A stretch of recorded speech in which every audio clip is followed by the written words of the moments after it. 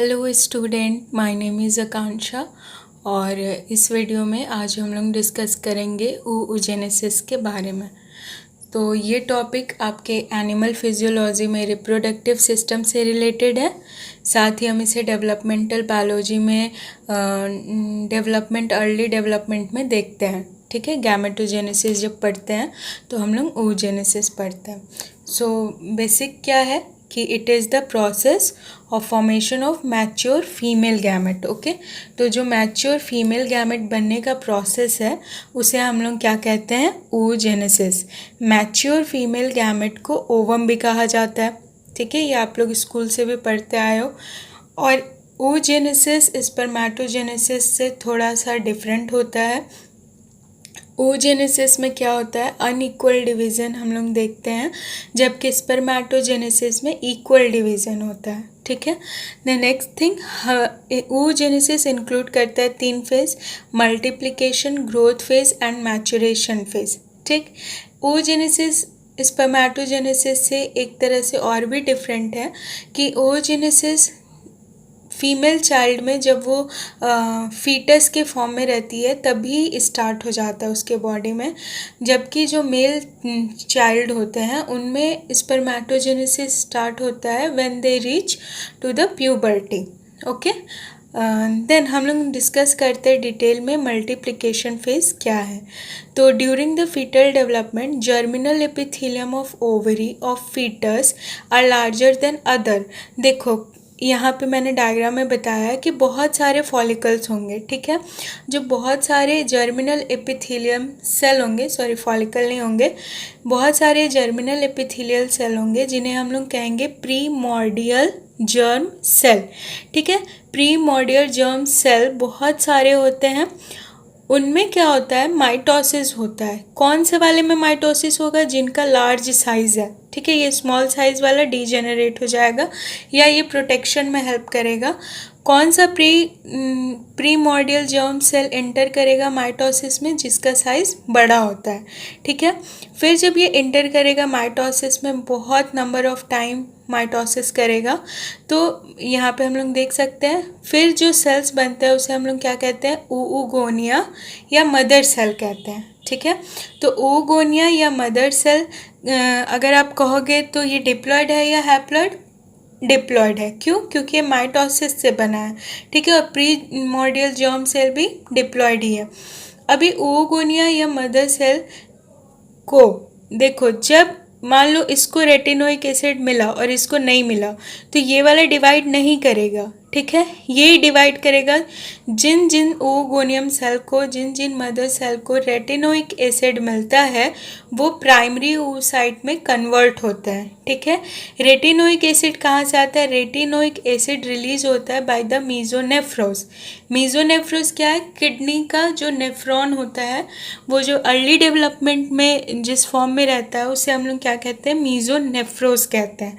ठीक है, तो ये वाला प्रोसेस कब हो रहा है? ये प्रोसेस हो रहा है जब फीमेल चाइल्ड का अभी अर्ली डेवलपमेंट चल रहा है, मतलब वो अभी उसका ग्रोथ हो रहा है मदर की बॉडी के अंदर एज अ फीटस। तो 2nd से 7th मंथ में उसके अंदर ये वाले सारे चेंजेस होते हैं। ठीक है, रेटिनोइक एसिड क्या करता है? STRA8 जीन के एक्सप्रेशन को एक्टिवेट करता है, मतलब रेटिनोइक एसिड रिलीज होता है बाय द मीजोनेफ्रोस और एक्टिवेट करता है या हम कहेंगे एक्सप्रेस करता है STRA8 जीन। और जिन oogonia में ये वाला जीन एक्सप्रेस होता है वो कन्वर्ट होते हैं प्राइमरी oocyte में। ओके, सो कन्वर्ट होते कितने बनाते oogonia?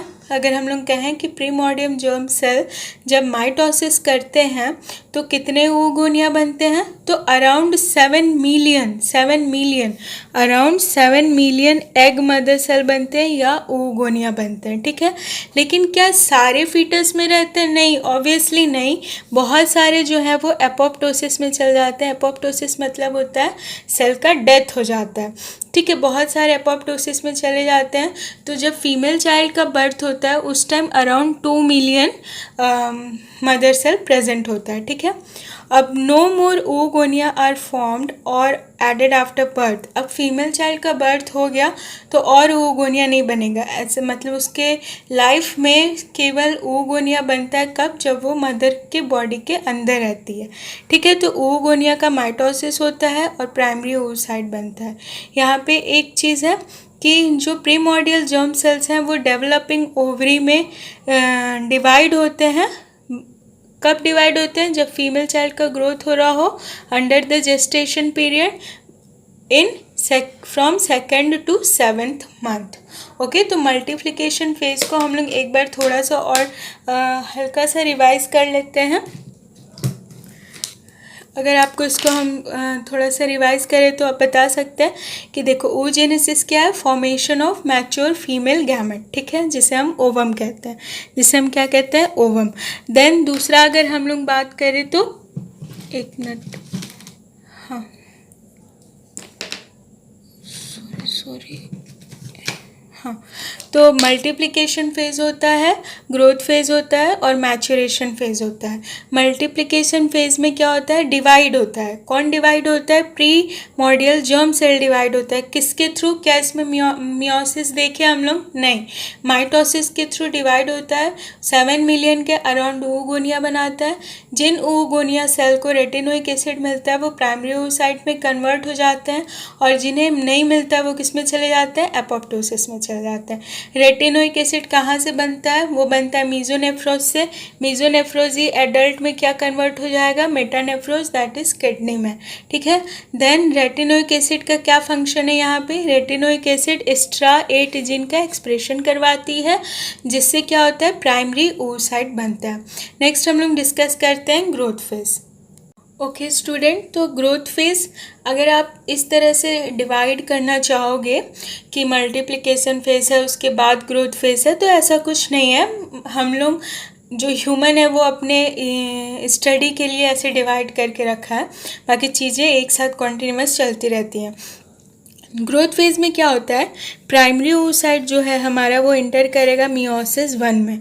ठीक, मल्टीप्लिकेशन फेज़ में मियोसिस का कहीं नाम निशान नहीं था, लेकिन ग्रोथ फेज़ में प्राइमरी oocyte इंटर करेगा मियोसिस 1 में, लेकिन अरेस्ट हो जाएगा at the early prophase. Early prophase में कहाँ अरेस्ट हो जाएगा, अर्ली प्रोफेज में डिप्लोटीन स्टेज में अरेस्ट हो जाएगा। ठीक है, तो ग्रोथ फेज़ में क्या होगा, प्राइमरी oocyte इनिशिएट करेगा फर्स्ट मियोटिक डिवीज़न, फिर उसके बाद अरेस्ट हो जाएगा डिप्लोटीन स्टेज में, और ये जो अरेस्ट है वो कब तक रहता है, टिल द प्यूबर्टी। ठीक है, जो चाइल्ड बर्थ हुआ उसके बाद जो अरेस्ट हुआ है वो कब तक रहेगा, वो टिल द प्यूबर्टी रहेगा। और बहुत सारे जो प्राइमरी oocytes हैं, जो बहुत सारे oogonia हैं, वो हम लोग कहेंगे कि 13 से 40 ईयर ओल्ड तक वो क्या होता है, अरेस्टेड रहता है। बहुत सारे तो oogonia का नंबर भी नहीं आता है कि वो डिवाइड करे। ठीक है, तो इस प्रोलॉन्ग्ड डिप्लोटीन स्टेज को हम लोग क्या कहते हैं, डिक्टेट या डिक्टोटीन रेस्टिंग स्टेज कहते हैं। ठीक है, तो जो चाइल्डहुड से लेके चाइल्ड बर्थ से लेके जो प्यूबर्टी तक का पीरियड है, उस टाइम जो oogonia है या जो प्राइमरी oocyte है वो अरेस्टेड रहता है किस स्टेज में, डिप्लोटीन स्टेज में। और इस डिप्लोटीन स्टेज को हम लोग क्या कहते हैं, डिक्टोटीन स्टेज। ठीक है, और ये लास्ट करता है फ्रॉम 12 to 40 ईयर्स।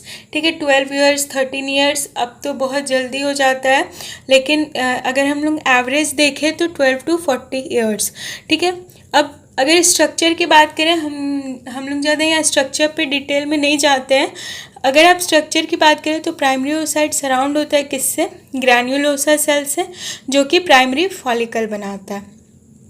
ओके, अभी यहाँ पे बात है कि क्यों अरेस्ट हो गया प्रोफेज 1 में। प्रोफेज 1 में इसलिए अरेस्ट हो गया, प्रोफेज 1 में इसलिए अरेस्ट हो गया क्योंकि ये जो हमारा मेटाफेज प्रमोटिंग फैक्टर है वो इनएक्टिव है। ठीक है, अभी आपको इतना ही समझना है कि प्रोफेज अरेस्टेड है। क्यों अरेस्टेड है, क्योंकि जो मेटाफेज प्रमोटिंग फैक्टर है, जो मेटाफेज प्रमोटिंग फैक्टर है वो क्या है, इनएक्टिव है। ठीक है, इसको हम लोग देखेंगे आगे कि ये कैसे एक्टिव होता है। लेकिन इस पूरे कंडीशन में जब डिक्टोटीन स्टेज होता है, मतलब चाइल्ड बर्थ से लेके प्यूबर्टी तक, तो oogonia डिफरेंट अदर फंक्शन करता है। उसके जो फॉलिकल सेल्स है वो एक्टिवेट करते हैं ट्रांसलेशन किसका, जो भी oocyte में mRNA पहले से मौजूद है, ठीक है, जो मदर के थ्रू उसके साइटोप्लाज्म में आए थे, जो mRNA जो सारे सेल में फॉलिकल सेल में प्रेजेंट हैं, उन सारे mRNA का क्या होता है, उन सारे mRNA का ट्रांसलेशन होता है और वो क्या बनाते हैं, स्पर्म बाइंडिंग प्रोटीन कुछ बना सकते हैं, जो कि लेटर स्टेज में जब फॉलिकल ओव्यूलेट करेगा, जब एग ओव्यूलेट करेगा तो उसका फर्टिलाइजेशन हो। देखो यहाँ तैयारी क्या है, तैयारी के लिए 12-13 साल दिया गया है कि तुम सारे जितने एसेंशियल प्रोटीन्स हैं वो बना के रखो। तो follicle cell sperm binding proteins बनाते हैं, देन साइक्लिन्स बनाते हैं। साइक्लिन्स क्या होते हैं, ये ग्रोथ फैक्टर्स होते हैं। ग्रोथ फैक्टर नहीं कहेंगे इसको, इम्पॉर्टेंट प्रोटीन कहेंगे, जो कि सेल डिवीज़न में इन्वॉल्व होते हैं, ठीक है। तो जब अर्ली एम्ब्रियोनिक सेल डिवीज़न होता है उसमें जितने भी इम्पॉर्टेंट साइक्लिन्स होते हैं वो बनाए जाते हैं during this period. Then maternal factor जो भी रेगुलेट करते हैं जीन एक्सप्रेशन को, वो बनाया जाता है, ठीक है। तो ग्रोथ फेज में आपको 2-3 बातें इंपॉर्टेंट याद रखनी है कि यहाँ पे अरेस्ट होता है, कब अरेस्ट होता है, यहाँ पे अरेस्ट होता है प्रोफेज, यहाँ पे अरेस्ट होता है प्रोफेज 1 में, कौन से स्टेज में, यहाँ पे अरेस्ट होता है डिप्लोटीन में। क्यों अरेस्ट होता है, क्योंकि मेटाफेज प्रमोटिंग फैक्टर क्या है, इनएक्टिव है। और क्या होता है यहाँ पे, अगर कुछ नहीं हो रहा तो कुछ तो होगा, कुछ होगा में क्या होता है, स्पर्म बाइंडिंग प्रोटीन बनेंगे, स्पर्म बाइंडिंग प्रोटीन बनेंगे, साइक्लिन्स बनेंगे और भी बहुत सारे फैक्टर्स, मैटरनल फैक्टर्स और सारी चीज़ें बनेंगी। ओके, सो नेक्स्ट हम लोग डिस्कस करते हैं, प्रोलिफरेशन फेज हो गया, ग्रोथ फेज हो गया, उसके बाद हम लोग डिवीज़न फेज डिस्कस करते हैं। So student, the third stage is maturation phase, जहाँ पे डिवीज़न कंप्लीट होता है, मियोटिक डिवीज़न कंप्लीट होता है। लेकिन पहले तो इसमें हम लोग देखेंगे कि फर्स्ट मियोटिक जो डिवीज़न है वो कंप्लीट होगा, then second meiotic division complete होगा। सो फर्स्ट मियोटिक डिवीज़न कब कंप्लीट होता है, एट द प्यूबर्टी। और बहुत सारे जो प्यूबर्टी का मतलब है कि फर्स्ट हिट होगा एट द प्यूबर्टी, पहला वाला ओगोनियम, फिर जब जिसका नंबर आए उसके बाद, ठीक है। तो एट प्यूबर्टी क्यों होता है, क्योंकि ल्यूटिनाइजिंग हार्मोन रिलीज होता है बहुत तेज़ी से। ल्यूटिनाइजिंग हार्मोन का जो कंसंट्रेशन है वो बढ़ता है, तो फर्स्ट मियोटिक डिवीज़न कंप्लीट हो जाता है। ये कैसे कंप्लीट होगा, देखो यहाँ पे डिक्टोटिन स्टेज था, ल्यूटिनाइजिंग हार्मोन आया, मियोसिस 1 कंप्लीट हुआ और हमारा जो प्राइमरी oocyte था वो किस में कन्वर्ट हो गया, सेकेंडरी oocyte में, ठीक है। लेकिन सेकेंडरी oocyte जो है वो फिर इंटर करता है मियोसिस 2 में, और मियोसिस 2 में जाके वो मेटाफेज में अरेस्ट हो जाता है, ठीक है। मेटाफेज में अरेस्ट हो जाता है। मेटाफेजिक अरेस्ट से निकालने के लिए क्या चाहिए, हमें चाहिए, अगर हम मैमल्स की बात कर रहे हैं और स्पेशली ह्यूमन की बात कर रहे हैं, तो मेटाफेजिक अरेस्ट से मेटाफेजिक अरेस्ट को हटाने के लिए हमें चाहिए होता है स्पर्म, और स्पर्म जैसे ही बाइंड करता है एग से, बहुत सारे रिएक्शंस होते हैं, हम लोग आगे देखेंगे, तो वो मेटाफेज से एनाफेज में कन्वर्ट हो जाता है, क्योंकि वहाँ पे आता है एनाफेज प्रमोटिंग कॉम्प्लेक्स।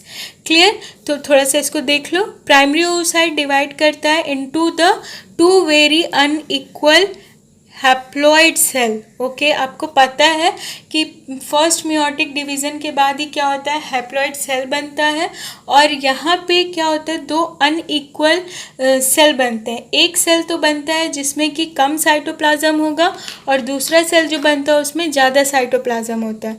तो अगर आप लोग बात करो, सपोज करो कि ये क्या है, ये प्राइमरी oocyte है, ठीक है।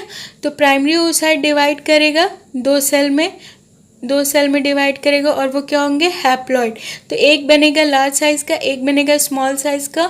स्मॉल साइज़ वाले को हम लोग फर्स्ट पोलर बॉडी कहेंगे, लार्ज साइज़ वाले को हम लोग क्या कहेंगे, सेकेंडरी oocyte। और ये अनइक्वल डिवीज़न क्यों होता है, ये अनइक्वल डिवीज़न होता है, देखो हमें पता है कि सेल डिवीज़न कैसे होगा, कहाँ से होगा, एनिमल में सेल डिवीज़न होगा जहाँ पे स्पिंडल फाइबर जैसे अरेंज करते हैं, उसके सेंटर से होता है, ठीक है।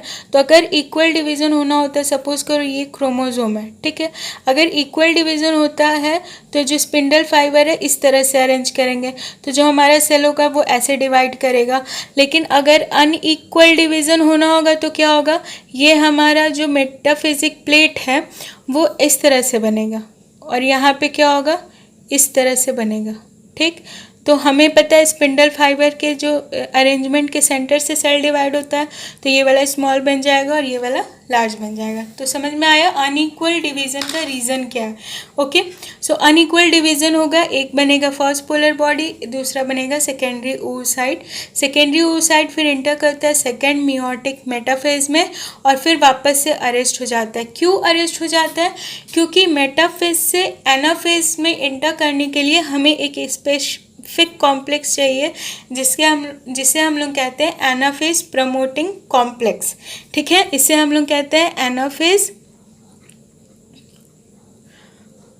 Promoting complex. ये हम लोग जब सेल डिवीज़न पढ़ेंगे ना अगर, तो बहुत डिटेल में पढ़ेंगे। ओके, सो मेटाफेज से एनाफेज में इंटर करने के लिए एक कॉम्प्लेक्स चाहिए जिसे कहा जाता है एनाफेज प्रमोटिंग कॉम्प्लेक्स। लेकिन इस स्टेज में क्या है कि यहाँ पे एक साइटोस्टैटिक फैक्टर है जिसे हम लोग कहते हैं मॉस, और मॉस आके क्या कर दिया है, इनहिबिट कर दिया है एनाफेज प्रमोटिंग कॉम्प्लेक्स को। इस वजह से हमारा जो सेकेंडरी oocyte है वो मेटाफेज में अरेस्ट हो जाता है, ठीक है। लेकिन इस स्टेज में oocyte मैच्योर है और वो ready to fuse with the sperm, मतलब अब वो स्पर्म के साथ फ्यूज़ कर सकता है। लेकिन अगर हम लोग सी अर्चिन में देखें या बहुत सारे एक्वाटिक ऑर्गेनिज्म में देखें जिसमें एक्सटर्नल फर्टिलाइजेशन होता है, उनमें क्या होता है कि सेकेंडरी oocyte कन्वर्ट हो जाता है ओवम में, या कहें कि सेकेंडरी मियोसिस, जो मियोसिस सेकेंड है वो कंप्लीट हो जाता है, उसके बाद ही एग फर्टिलाइज होता है।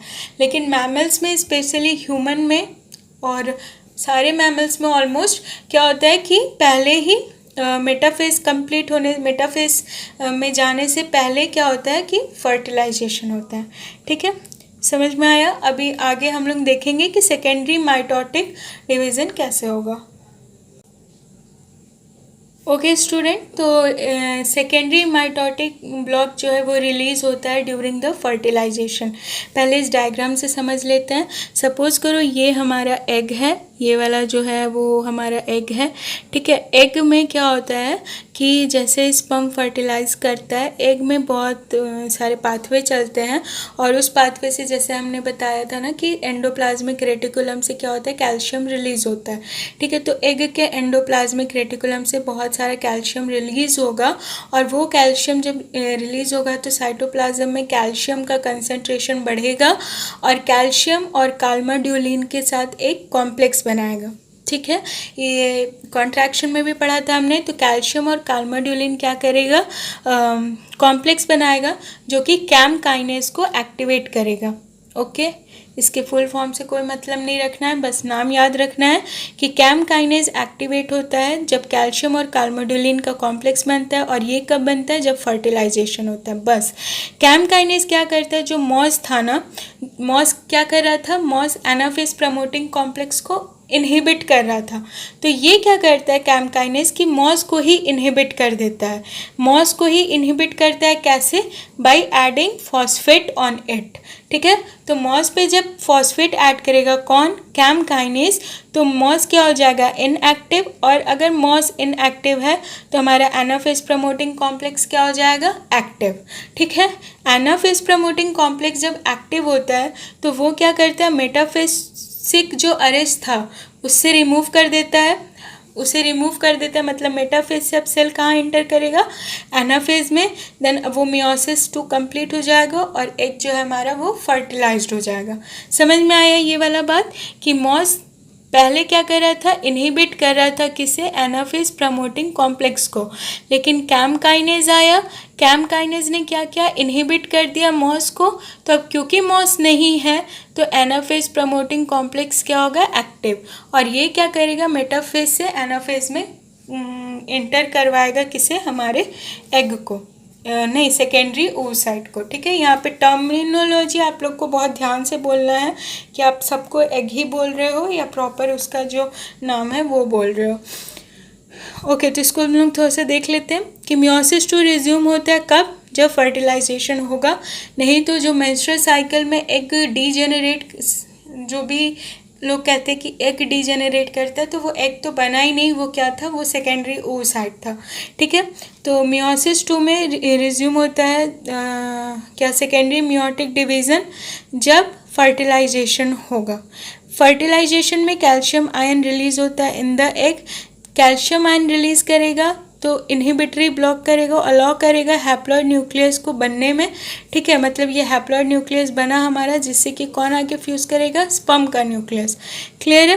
फिर कैल्शियम एक्टिवेट करता है कैम काइनेज को, जो इनहिबिट करता है किसको, मॉस को, और मॉस इनहिबिटेड है तो एनाफेज प्रमोटिंग कॉम्प्लेक्स क्या हो जाएगा, एक्टिवेटेड हो जाएगा, और सेल हमारा किस में इंटर कर जाएगा, एनाफेज में। अब जो सेकेंडरी oocyte था वो जब एनाफेज के बाद डिवाइड करता है, एनाफेज टीलोफेज के बाद जब डिवाइड करता है, तो अगेन यहाँ पे अनइक्वल डॉटर सेल का फॉर्मेशन होता है। दूसरा क्या होगा, अगर हम लोग यहाँ पे कहें कि ये क्या था, ये था सेकेंडरी oocyte, तो फिर ये डिवाइड हुआ किस में, एक सेकेंडरी पोलर बॉडी कहेंगे हम इसको, सेकेंड पोलर बॉडी कहेंगे, और दूसरा हमारा क्या होगा, दूसरा हमारा होगा ओवम, ठीक है। ये भी हैप्लॉइड होगा, दोनों हैप्लॉइड होंगे। तो जो बड़ा साइज का होता है, जिसमें ज़्यादा साइटोप्लाज्म होता है, वो बनाता है ओवम।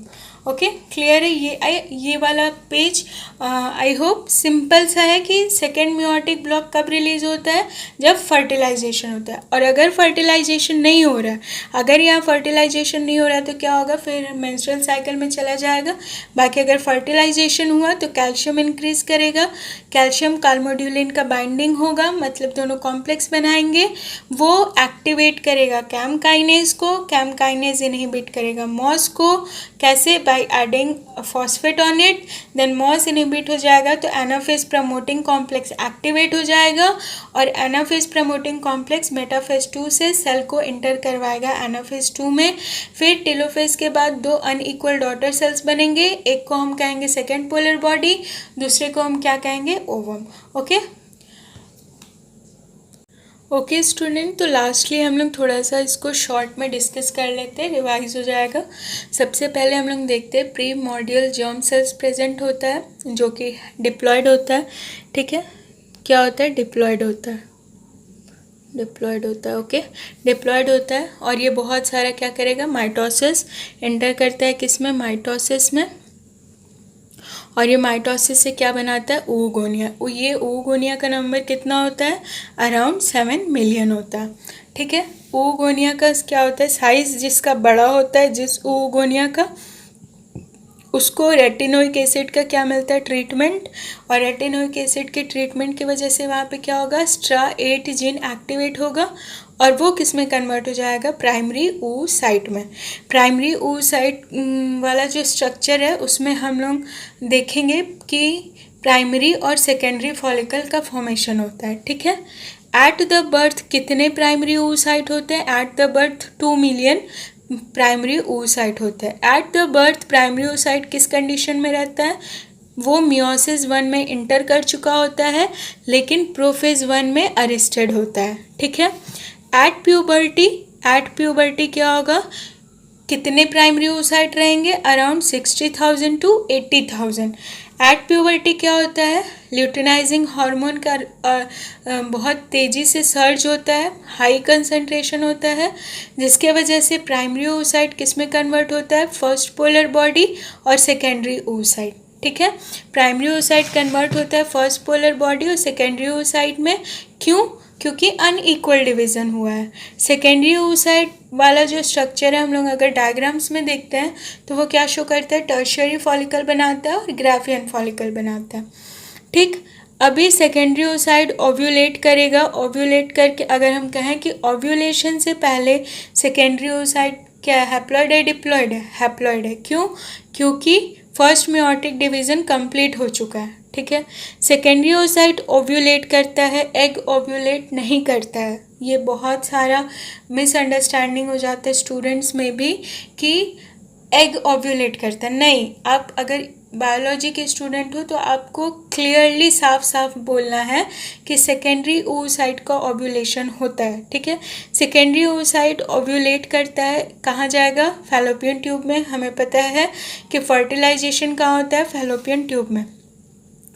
अब इस टाइम पे मेटाफेज 2 में अरेस्टेड है सेल, ठीक है। उसके बाद हम कहेंगे कि स्पर्म का एंट्री होगा, कहाँ? फैलोपियन ट्यूब में। स्पर्म एंट्री के वजह से कैल्शियम कंसंट्रेशन बढ़ा, कैम काइनेज एक्टिवेट हुआ, मॉस डीएक्टिवेट हुआ, एनाफेज प्रमोटिंग कॉम्प्लेक्स एक्टिवेट हुआ, और उसने क्या एक्टिवेट कर दिया?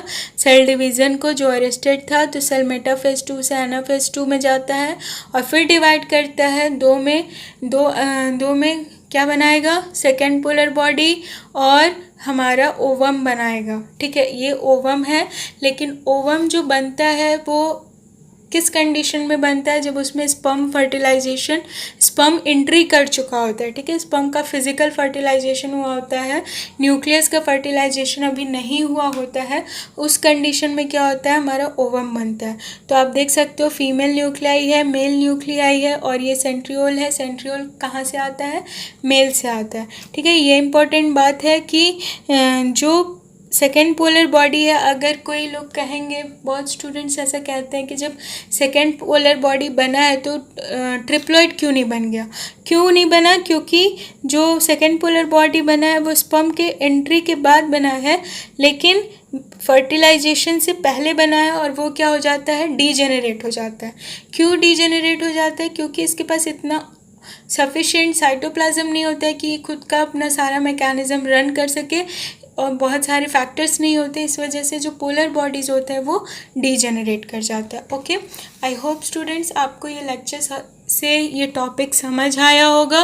और अगर आपको कोई भी सजेशन देना है या कोई भी आपको डाउट है तो आप प्लीज़ कमेंट करके बताइए। और अगर आपको वीडियो अच्छा लगा हो तब लाइक करिएगा और अपने फ्रेंड्स के साथ शेयर करिएगा, और चैनल को सब्सक्राइब कर लीजिएगा, क्योंकि मैं ऐसे वीडियोस और लेके आऊँगी टॉपिक वाइज। अभी हम लोग डिस्कस कर रहे हैं एनिमल फिजियोलॉजी, तो एनिमल फिजियोलॉजी के कुछ टॉपिक्स हम लोगों ने लाइन अप करके रखे हैं। So thank you for watching guys, happy learning.